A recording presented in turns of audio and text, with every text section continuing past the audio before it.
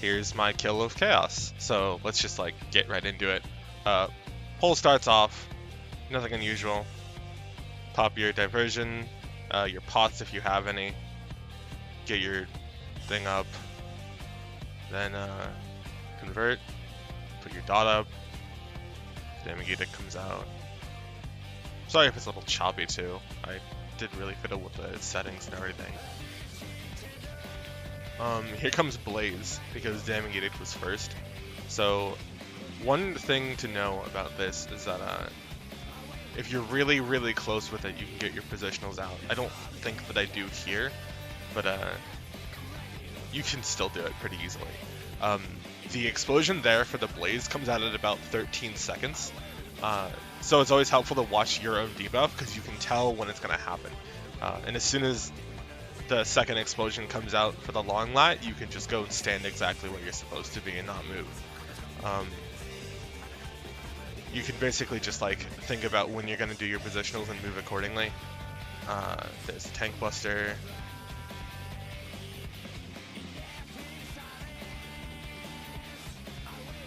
Second Blaze.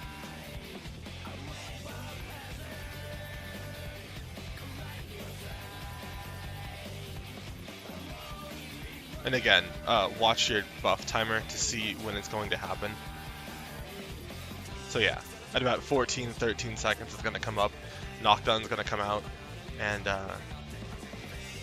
make sure that while this is all happening to reapply all your things, of course. I missed a positional there, but you know, I just wasn't really thinking since the boss was spinning so much. Get in for Big Bang, remember to keep Mekio Shisui ticking. Now this is the part that I was talking about with you, where the Fiendish Orbs are going to come out after the second explosion. The tank here doesn't do a very good job of keeping it in a specific spot. He just moves whenever he can. I think he's reacting to it. But usually they'll pull it up into the north left or north right corner, and you can just do the same and pop true north like I did there. Afterwards, here comes the Cyclone. What I like to do here is, as he's getting ready to charge, on one of my GCDs, I'll pop sprint in between and run through, and then also save at least 10 Kenki in order to follow him. So here, he jumps, I pop sprint, run right through, dash as soon as I can, and then position my camera in such a way that I'm facing it towards the circle, and also so that I'm moving my mouse back and forth, and that way I can hit the boss while also not having to worry about dying there.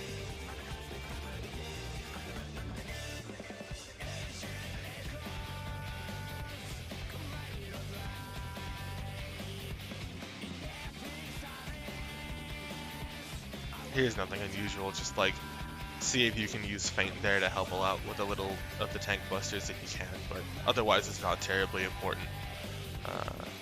Keep your dot up.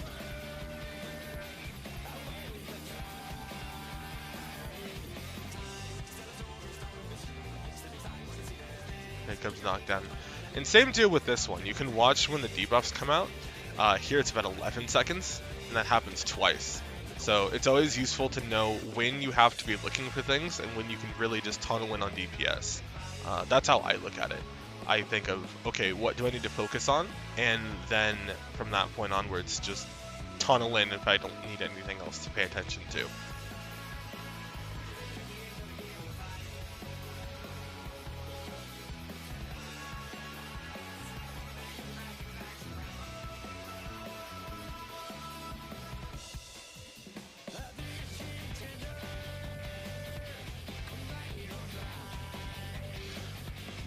Here comes Crystal. I'm not exactly sure what this is supposed to be, but I mean, I don't know if you can dot him there or not. I just did it just because. They're doing DPS in for this one, which is a little bit unusual. People usually do DPS out because that allows more uptime for the tanks. Here he is, hits me with it.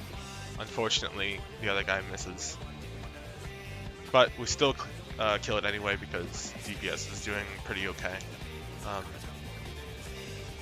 Yeah, it's good to dot the Dark Crystal here because he's up long enough to where you can benefit from a lot of it. Make sure to meditate immediately after this happens because you'll get the full tick of it.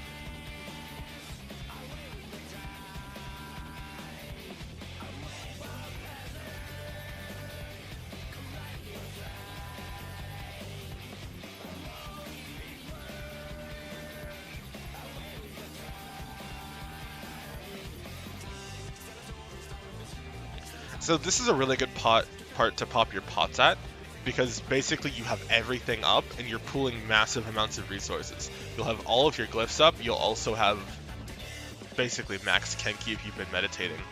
So you can meditate there and then just throw everything out.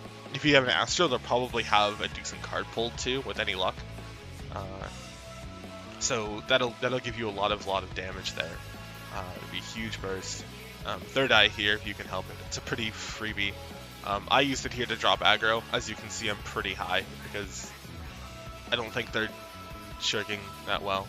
I'm also not popping diversion there, as you can see, but you know, we're not all perfect. Apply your dot again right here. Tank Buster.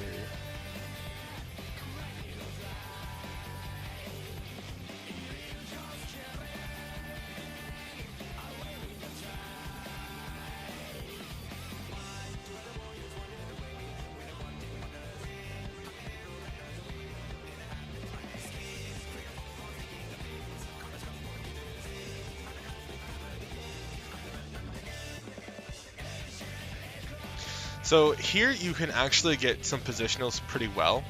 In this particular one I didn't really have to, but you can move on the side like I'm doing right now. You can do that on the side of the boss very, very carefully, an inch ever outwards, and you can still hit positionals there even though you're inside of the boss's hitbox. Just be really careful about when you're doing it and how, because you can kill people with it if you're not careful. So do that, but do be careful, because you can kill your whole party and that's not good.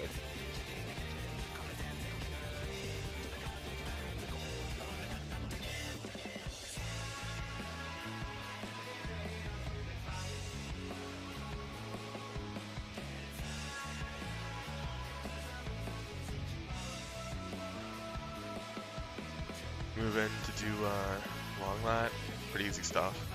I think I held the cast it for like just a little bit.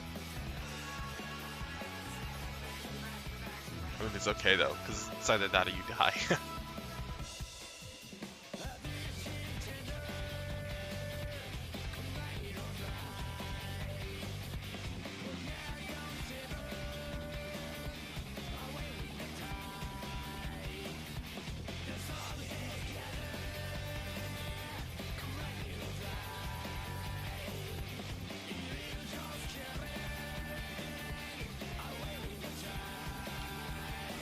Here comes the slide.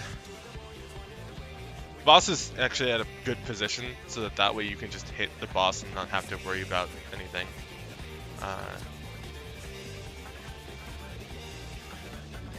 Now this part was a little scary for me. I actually messed up a little bit here and panicked at the last few percentage.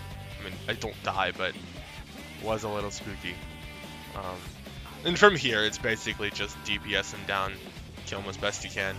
And I think with the finisher, yeah, big hit. And that's chaos.